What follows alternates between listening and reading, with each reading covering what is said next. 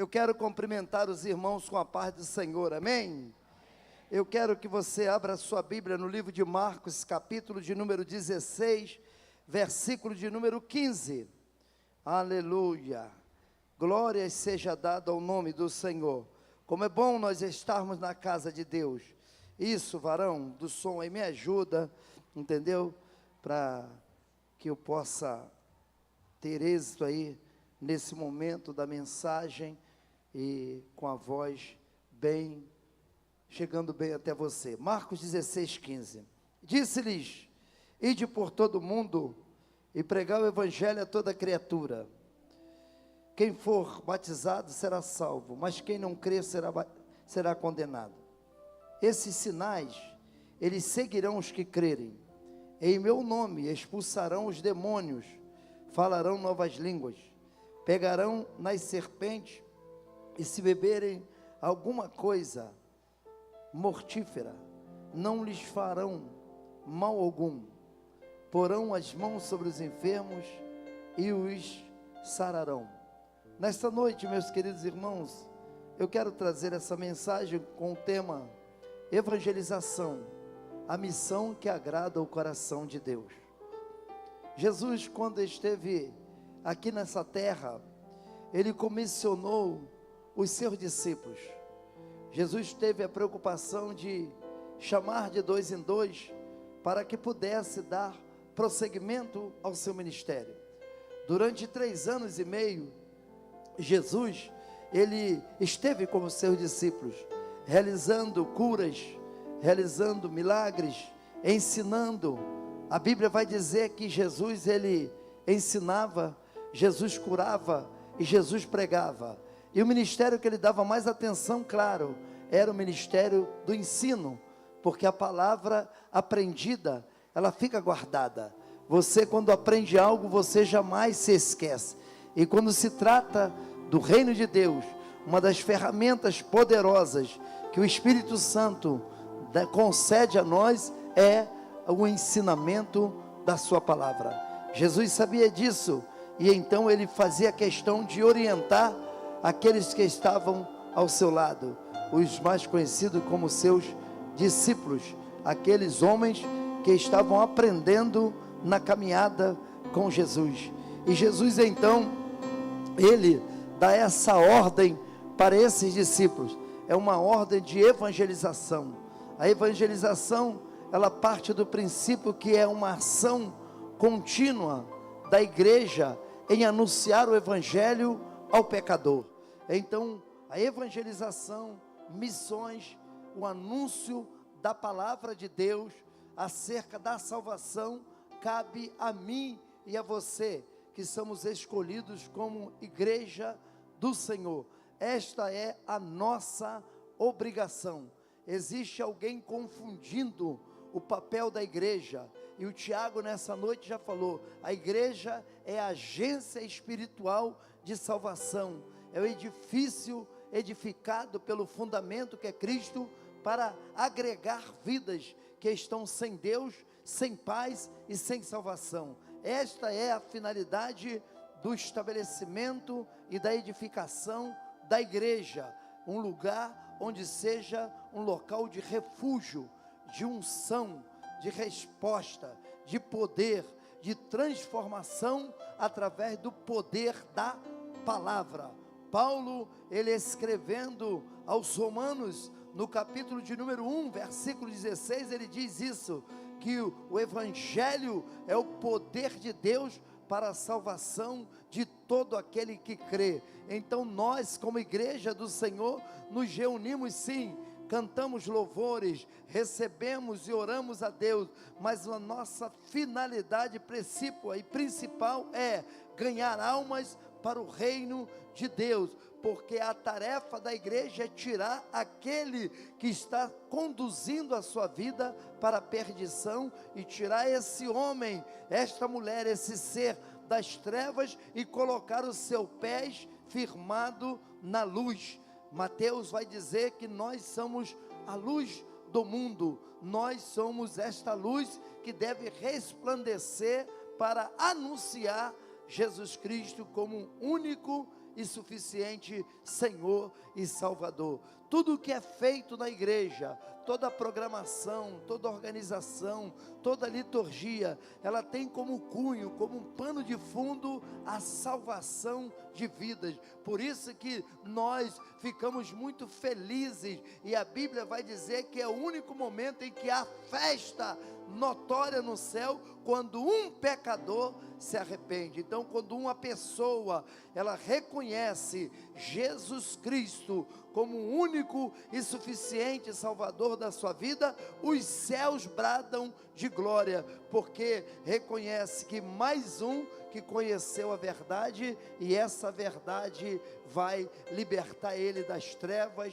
do pecado, da opressão, de tudo quanto desagrada a vontade de Deus. Então, a missão da igreja é esta: anunciar Jesus Cristo como o único e suficiente Salvador.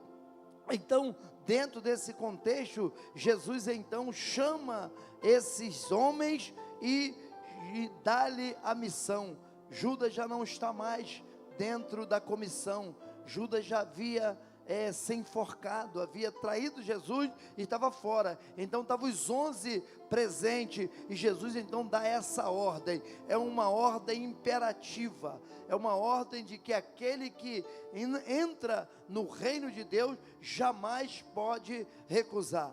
Nós estamos estudando, como disse a pastora Lúcia, o livro do Apocalipse, que significa o livro das revelações, que tem como descortinar o que está escondido, retirar o véu, trazer a revelação, aquilo que está encoberto. Essa é a finalidade do livro. É um livro profético que tem como propósito tratar do futuro da igreja e de todos os acontecimentos que irão surgir. Então nós temos esse conhecimento do futuro. Então, se temos o conhecimento do futuro, sabemos que essa humanidade, ela será julgada, essa humanidade vai passar pelo juízo. Então a igreja do Senhor na terra tem por obrigação, antes de acontecer o seu rapto, antes de ser tomada e arrebatada, nós temos que proclamar as boas novas de salvação, dizendo: Jesus salva, Jesus liberta, Jesus cura, Jesus batiza com o Espírito Santo, e Jesus vai voltar para buscar a sua igreja. E ele então fala com os seus discípulos dizendo: olha, vocês agora vão por todo o mundo, ou seja, não escolham lugar, não escolham pessoas para falar do meu amor, do meu evangelho. Fale para toda criatura, indistintamente, alto, baixo, magro, gordo, preto, branco, qualquer tipo de ser humano precisa ouvir o evangelho de salvação. Jesus morreu e ao terceiro dia ressuscitou, e como diz João, capítulo de número 1, versículo de número 12, ele diz que todos quanto receberam como filho de Deus, deu-lhes o poder de serem chamados filhos. Então ele veio para os que eram seus, para os judeus não receberam, mas todos quanto receberam, ele torna filho de Deus. Então a salvação, ela não tem classe, ela não tem divisão, ela não escolhe pessoa, não, a salvação está disponível para todos. Tito vai dizer no capítulo 12, se não me falha a memória, o versículo 13, que a salvação, ela está pronta para todos. Jesus quer trazer salvação para todas as pessoas. Ninguém pode ficar de fora desse plano salvífico estabelecido pelo Deus Pai, Criador, e realizado, executado através do Filho Jesus Cristo e consumado pelo Espírito Santo que está aqui no nosso meio, que é a igreja do Senhor. O Pai planejou, o Filho executou, morrendo na cruz, dando-se como um sacrifício perfeito, para que através do sangue dele, os nossos pecados fossem perdoados, e hoje nós pudéssemos dizer: Maranata, ora vem, Senhor Jesus. Então o texto vai dizer que ele chama esses homens e dá-lhes a ordem, e ele diz: olha, vai por todo mundo, prega o meu evangelho a toda criatura, e vocês vão então anunciar esse evangelho. Aquele que der crédito, esse então é acreditar em mim, ele vai fazer uma confissão pública, ele vai se batizar, e esse batismo vai comprovar um compromisso dele com o meu reino, e esse então dará continuidade a uma caminhada comigo. Só que nessa caminhada, vocês vão serem acompanhados por sinais. Os sinais irão acompanhar vocês. Você crente, você servo do Senhor, filho de Deus, você não precisa ir atrás do sinal. Por isso que nós cantamos: se Deus fizer, Ele é Deus; se Ele não fizer, Ele é Deus, porque Ele independe da ação, Ele já é. Tudo está no seu controle, nada foge, e se ainda não acontecer, porque o tempo não está determinado ou oportuno, porque a hora que Ele determina, ninguém impede. Isaías capítulo de número 43 vai dizer que agindo Deus, ninguém pode impedir. Então nessa noite, você como igreja do Senhor, você como aquele que já entendeu o plano da salvação e recebeu esse plano, você tem que tão somente ficar tranquilo e cumprir a ordem de Deus através da sua palavra. Devemos evangelizar por alguns motivos, e eu linkei pelo menos 3 motivos aqui. O primeiro motivo que nós devemos evangelizar, porque Ele continua o mesmo, Ele não mudou. Hebreus capítulo 13, versículo 8, vai dizer que Jesus Cristo é o mesmo ontem, é o mesmo hoje e será eternamente. Lá quando a gente vai para o livro de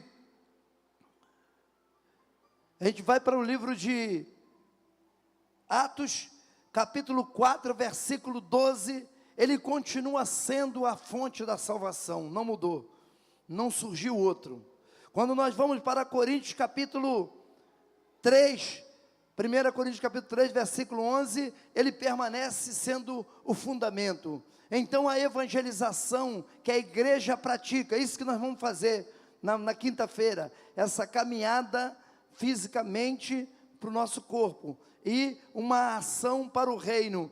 Para quem não entende, pensa ser um momento de lazer. Não, isso são estratégias para alcançar vidas, porque por certo, eu não tenho dúvida de que quando nós pararmos e começarmos a louvarmos e começarmos a orar, algo extraordinário vai acontecer no céu, porque a presença de Deus vai tomar aqueles que ali estiverem na ciclovia, onde for, e a manifestação do Espírito Santo vai se manifestar. Por quê? Porque Jesus continua o mesmo.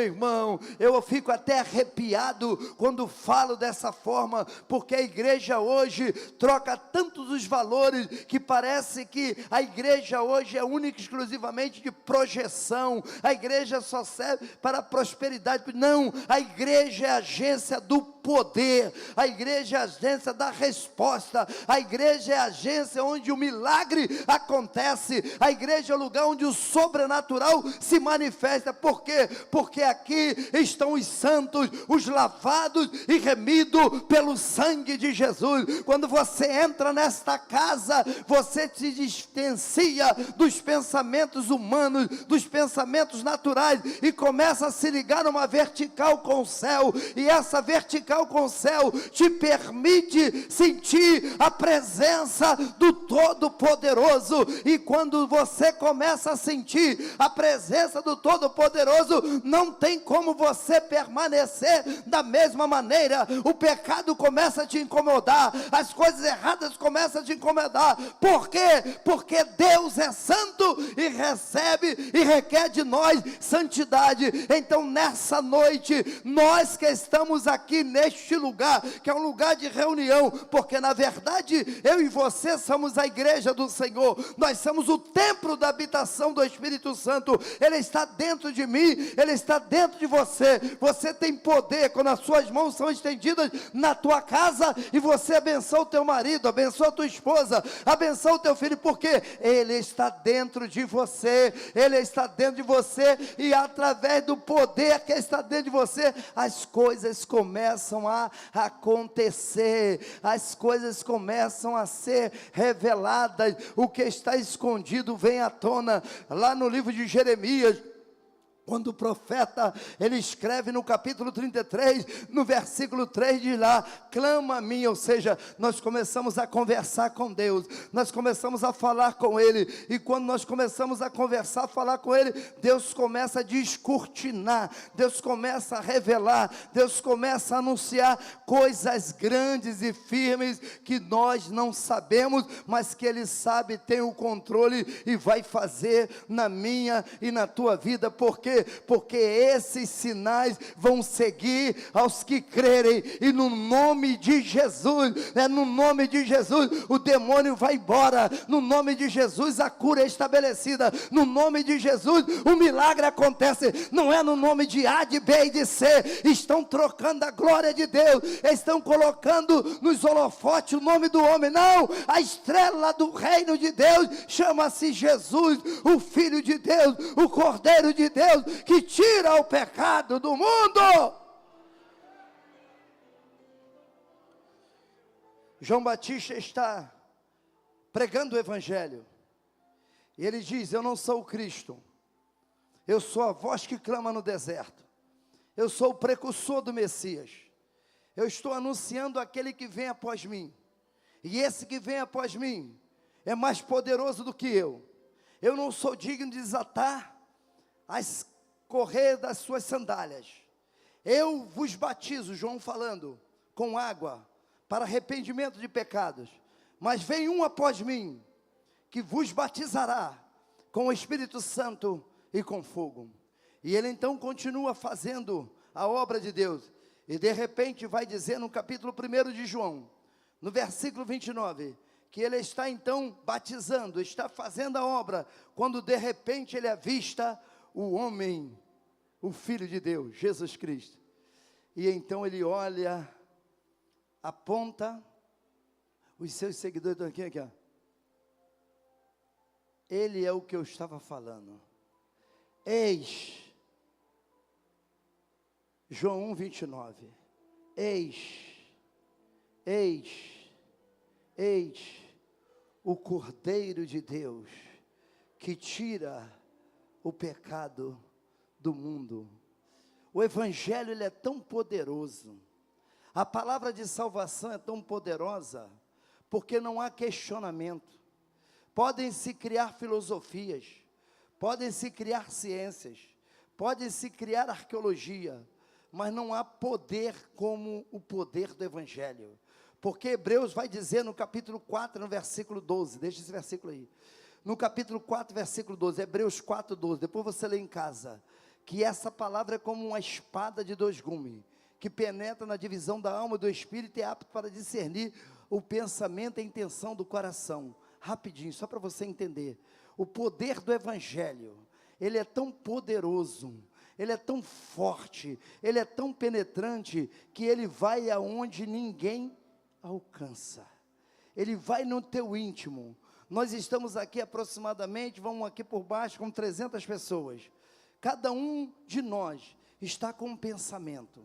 Cada um de nós agora está com um pensamento. Mas eu quero vos dizer que cada pensamento está nítido diante de Deus. E Deus está agora trabalhando na vida de cada um. Deus não despede nada e nem ninguém vazio. Deus alcança todos. indistintamente, independente de quem você é, independente de onde você veio, independente do que você tem, independente do que você sente, independente de onde você chegou, Jesus, Ele te ama, e a Bíblia vai me dizer, que Ele nos ama tanto, lá no livro de Romanos, no capítulo 5, versículo 8, que Deus, Ele mostrando o seu amor por mim e por você, Ele constrange-se em oferecer Jesus Cristo, sendo eu e você pecador.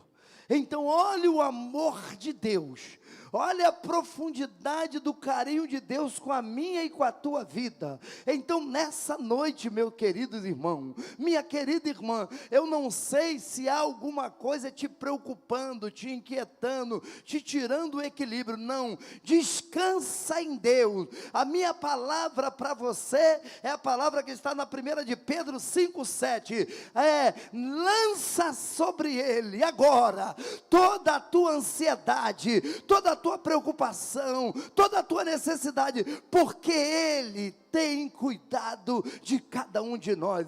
Quem pode levantar essa mão nesta noite e receber esse refrigério? Você precisa ter a certeza de que você não está caminhando sozinho. Há um Deus forte e poderoso, há um Deus grandioso que se importa comigo, que se importa com você, que se importa com a agência de salvação que é a igreja, e através de nós vamos revolucionar todos aqueles que estão do nosso lado, da nossa rua, do nosso bairro, do nosso estado, porque o poder de Deus, Ele se manifesta em nós. O poder de Deus, não que eu e você somos alguma coisa, não, é porque Deus, Ele tem urgência no seu reino. Ele diz que Ele só virá para buscar a sua igreja quando esse evangelho for pregado nos quatro cantos. Então, meu irmão, em nome de Jesus, faça uma proposta nesta noite de começar a evangelizar. Começa a evangelizar o teu amigo, começa a evangelizar o teu vizinho, começa a evangelizar o teu patrão.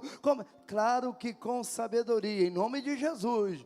Não vai amanhã largar o teu trabalho e entrar na sala do patrão e dizer: patrão, eu quero evangelizar. Não é isso, é você aproveitar a oportunidade, porque Deus vai te dar a oportunidade. O teu patrão vai chamar você e vai falar assim: eu estou passando por isso, será que você poderia me aconselhar de alguma maneira? Aí é hora de você entrar com autoridade, com unção, com graça, com poder, com a palavra de Deus, e dizer para ele: eu tenho uma receita para o Senhor,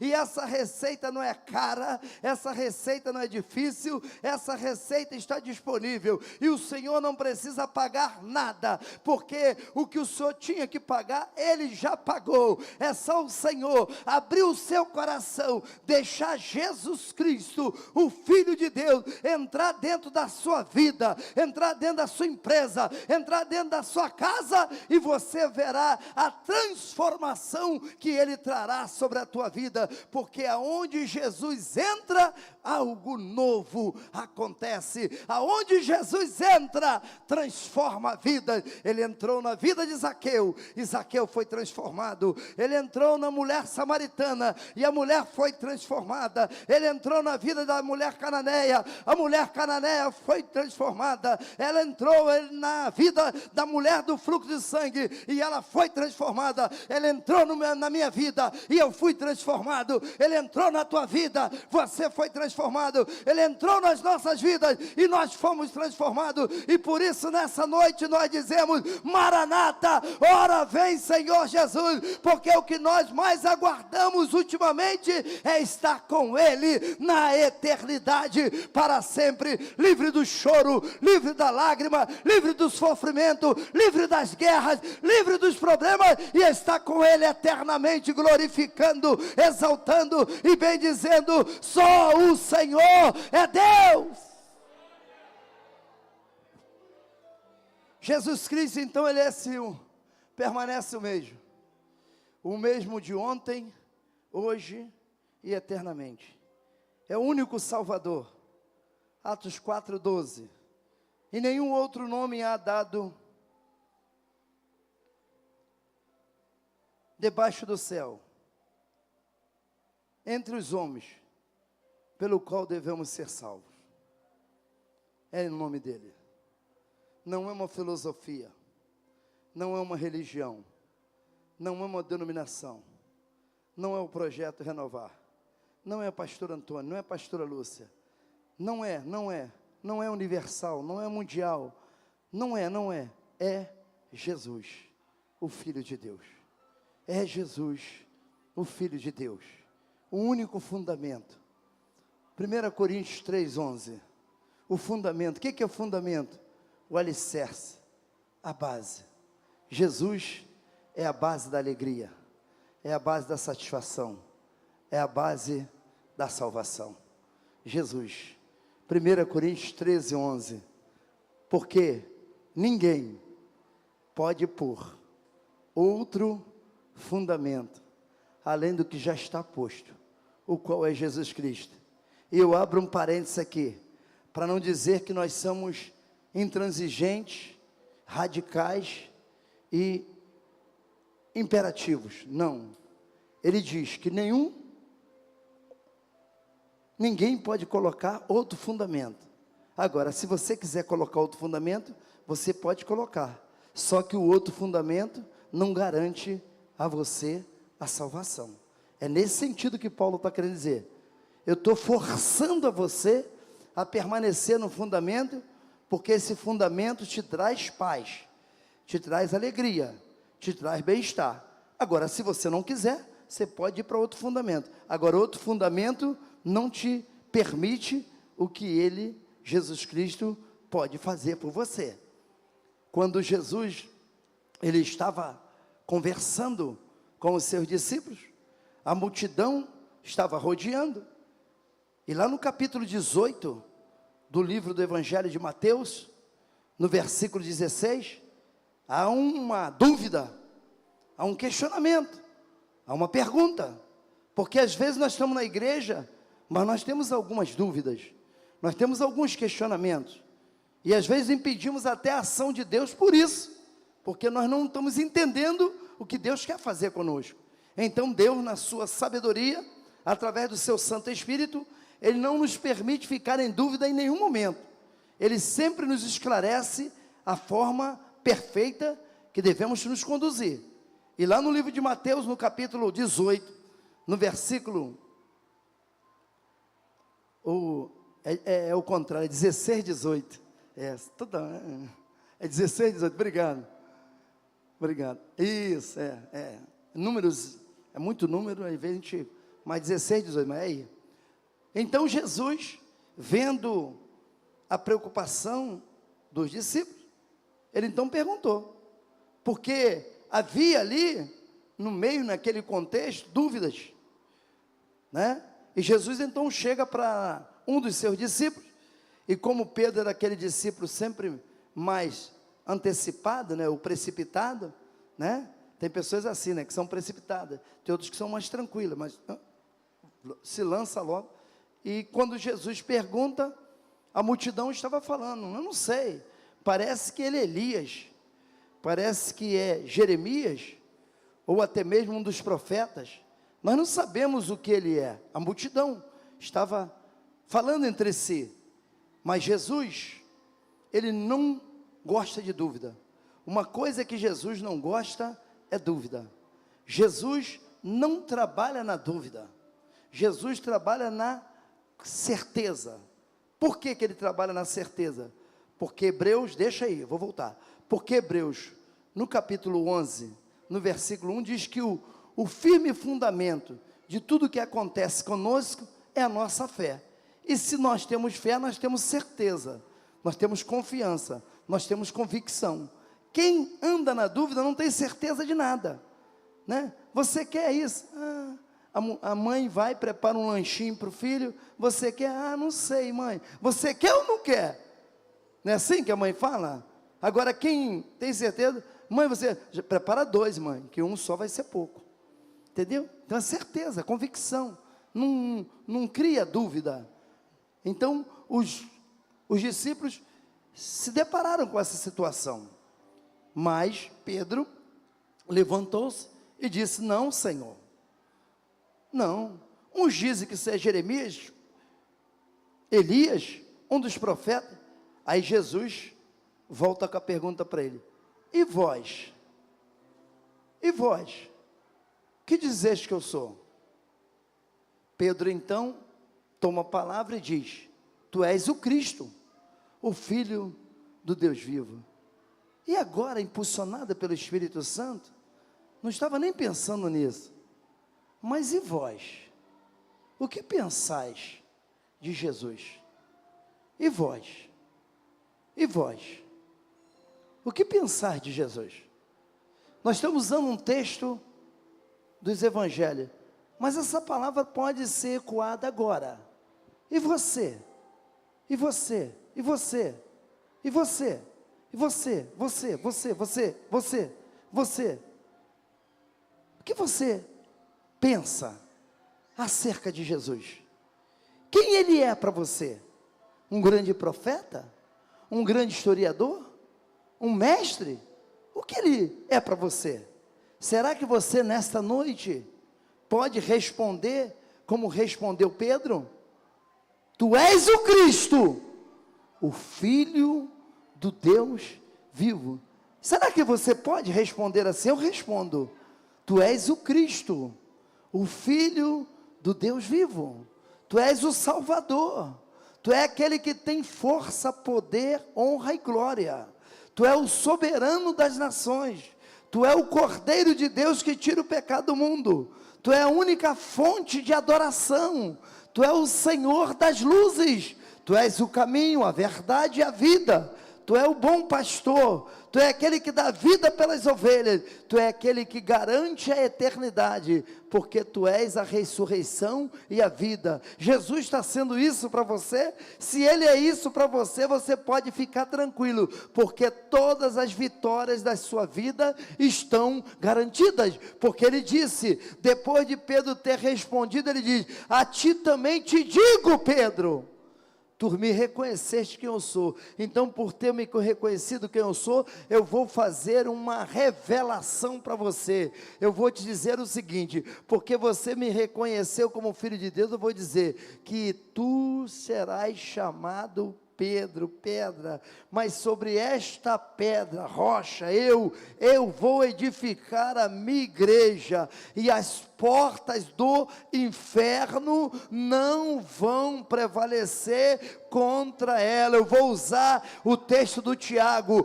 o Sambalate, o Gesem, o Tobias não vai prevalecer contra a igreja que é dele, do Senhor, que é o fundamento, é o único caminho, é o Salvador. Agora, se a igreja está firmada no Antônio, na Lúcia, ou em qualquer outra, essa cai, porque está firmada sobre a areia, mas aquele que está firmado sobre a rocha, esse permanece, e esse lugar está firmado e fundamentado nele, Jesus Cristo, o Filho de Deus.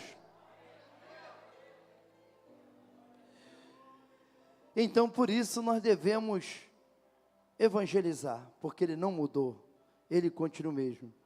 Devemos evangelizar porque Jesus é o único que perdoa pecado. Oh, que revelação gostosa. Obrigado, Espírito Santo.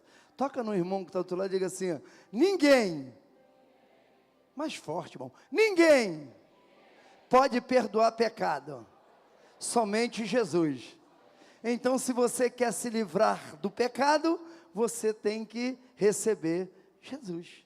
Então, o evangelho é assim: nós anunciamos o evangelho porque Jesus é o único que pode perdoar pecado. Então, esse é o argumento da igreja. Quando alguém fala para você: por que você está me oferecendo esse Jesus? Aí você diz: porque ele é o único que pode te perdoar os pecados.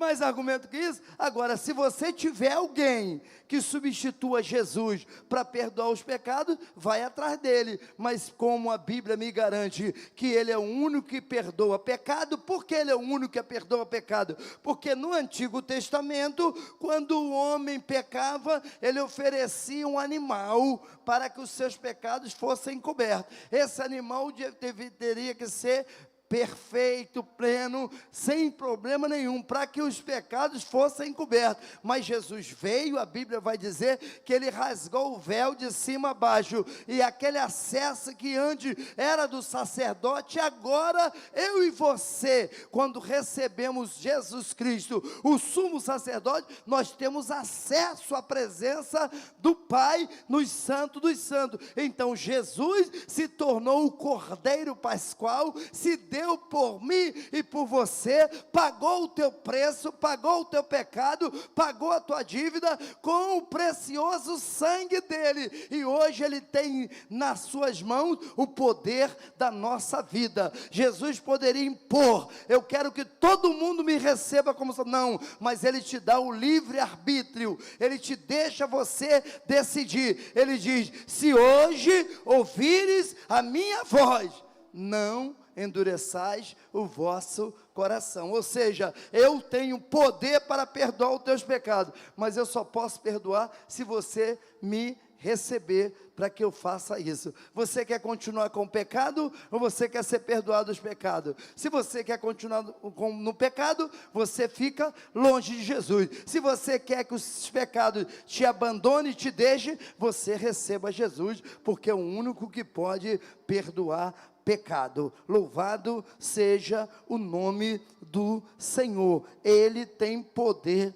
para perdoar pecado. Por quê? Por que ele tem o poder para perdoar o pecado? Jesus sempre faz questão de trazer o homem o entendimento. Quando Jesus fala em parábolas, ele sempre fala em parábolas que nos dá entendimento, para que ele possa revelar uma mensagem do reino de Deus, para que nós venhamos entender. Então, quando Jesus fala do pecado, lá em Paulo escrevendo aos Romanos, capítulo 6, versículo 23, olha que coisa interessante. Ele diz o seguinte: olha, o trabalhador tem um salário, tá? O trabalhador tem um salário, tem um ganho, e esse ganho vai gerar um resultado.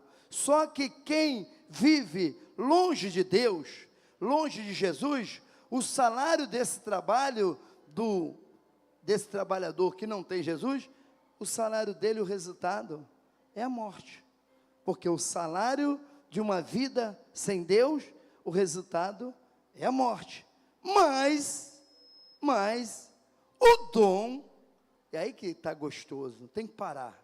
Vou parar aqui para não perder o tempo.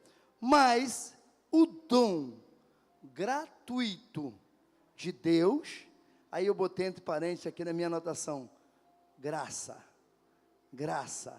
Efésios 2:8, pela graça sois salvos. Isso não vem de vós, é dom de Deus. Então, Deus, através do apóstolo, aconselha a dizer: olha, você que está caminhando numa direção distante de Deus, que é o pecado, o resultado desse teu caminho vai te levar à destruição, vai te levar à morte. Mas eu tenho um desvio, eu tenho uma direção diferente. Se você quiser sair da direção da morte e entrar na direção da vida, eu me ofereço a ti de forma gratuita, para que você receba uma vida e uma vida abundante. Você quer? Você quer entrar nessa bifurcação? Você quer pegar essa direção diferente da que você está caminhando? Você está caminhando no pecado. Você quer entrar no caminho da salvação, recebendo Jesus Cristo, o Filho de Deus, como a graça salvadora sobre a tua vida? Se você fizer isso, eu garanto para você que eu te tiro da morte e te coloco na vida. Eu te tiro das trevas e te coloco na luz. Eu te tiro do inferno e te transporto para o céu. É só você deixar eu entrar na tua vida. Eu não quero forçar nada. Você que decide. Eu apenas estou anunciando você. Eu estou te dando uma oportunidade de você mudar o teu destino. Você quer? Porque eu tenho esse poder para mudar esse teu destino, porque eu tenho poder para perdoar os seus pecados. Por que eu tenho poder? Porque eu já paguei o preço. Eu já paguei o preço. Eu já paguei o preço. Aleluia. E não foi barato. Aleluia. Eu fecho a minha mensagem aqui. 1 Pedro, capítulo 1, versículo 18 e 19. E eu fecho aqui. O preço pago por Jesus para nos garantir a vida eterna. Está aí, 1 de Pedro, capítulo 1, versículo 18 e 19, diz assim: sabendo que não foi com coisas corruptíveis, ou seja, algo que perde o valor, algo que se estraga, ou que se vai, corruptível, como a prata e o ouro, mas que foste resgatado, ou seja, redimidos, que pagou-se a dívida, da vossa vã maneira de viver. O que ele quer dizendo? A maneira que nós vivíamos outrora sem conhecer a luz, em trevas, às vezes fazendo algo não porque queríamos, mas porque não tínhamos a direção, porque Jesus não é o caminho. Quando se tem ele, tem direção. Jesus não é verdade, quando se tem ele, não se erra. Jesus não é vida, quando se tem ela, se vive bem. Então nós não tínhamos. Então vivíamos de uma maneira vã, de qualquer maneira. É aquela pessoa que não tem um destino certo, vai para lá, vai para cá, não tem como se firmar, porque vivia sob tradição, recebeste dos vossos pais, ensinamento, às vezes familiar. Vai varão, mas com o precioso, aqui que eu quero, mas foi com o precioso sangue de Cristo, como de um cordeiro, imaculado e incontaminado. Deixa aí para você receber minha última fala nesse 1 minuto, e aí quebra-se toda a proposta de alguém que queira tirar a suficiência de Jesus Cristo como Salvador. Olha o que Pedro vai dizer, que não foi com prata, não foi com ouro, porque isso são coisas corruptíveis, coisas passageiras, que nós podemos sair da nossa vã maneira de viver, e das nossas tradições, mas Jesus nos convida a tirar dessa situação, perdoando os nossos pecados, pagando algo com preço muito precioso. Que preço foi esse? O preço do seu próprio sangue. Jesus se deu por mim e por você. Jesus se deu. Por isso que ele disse para os seus discípulos: vão agora e pregue para todos, toda criatura. Ninguém pode ficar fora desse plano de salvação, porque eu não derramei o meu sangue por um grupo, eu não derramei o meu sangue por uma quantidade, eu não derramei o meu sangue por um país, por uma nação, eu derramei o meu sangue para todos aqueles que creem no meu sacrifício. Aqueles que creem no meu sacrifício, como um sacrifício perfeito, eu garanto a vida eterna. João 10, 10, e eu convido você a ficar de pé. Diz o texto, João 10, 10, o ladrão não vem, senão para roubar, matar e destruir. Eu vim para que tenham vida e tenham com abundância. Te pergunto, você quer ficar do lado do ladrão ou você quer receber Jesus? Se houver alguém nessa noite que precisa ter perdão dos pecados, vem agora no altar do Senhor. Ele te convida. A mensagem já foi pregada, foi falada. Você entendeu o que o Espírito Santo quis falar conosco. Agora a decisão é sua. Venha, Você que está distanciado, venha renovar a sua aliança com Deus. E você que ainda não entregou sua vida e quer vida eterna, o momento é este. Eu vou te dar 30 segundos, não mais do que isso. Não podemos, Jesus não é mercadoria de feira, que tem que ficar sendo, não, Jesus é poderoso. E eu sei que se você recebe Ele, você nunca mais vai se arrepender, porque a tua vida será totalmente transformada. Tem alguém nessa noite que quer entregar sua vida para Jesus? Tem alguém que quer voltar para Jesus? Aí está o convite feito, em nome de Jesus. É você e Deus. A oportunidade está sendo oferecida. Você decide agora estar na luz ou na escuridão. A luz está sendo oferecida. A luz é Jesus. Se você quiser, venha, em nome de Jesus. A igreja fica ali.